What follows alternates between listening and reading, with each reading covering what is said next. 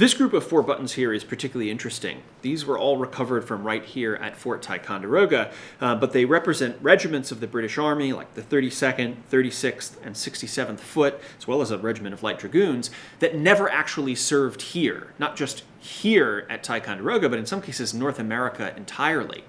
So the explanation for these is actually one of the interesting practices of the British Army in the 18th century, which was that in very many circumstances, if troops were sent on deployment somewhere, they needed to be recruited up to full strength to make sure that they would be able to last a campaign.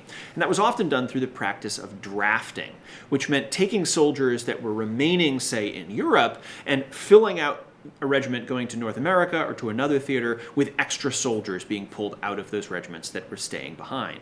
That's the case with most of these buttons. These are units that actually remained in Ireland for much of the Revolutionary War period who had recruits, or in some cases volunteers, that were drafted into these regiments deploying to North America. Now, because of the cycle of how British Army clothing operated in the 18th century, you'd receive a new set of clothing every year. But if you were drafted in from an existing regiment, you might not have hit that mark where you got the clothing from the new regiment you were now joining, which means that you had to wear last year's clothing, in some cases for a year or more.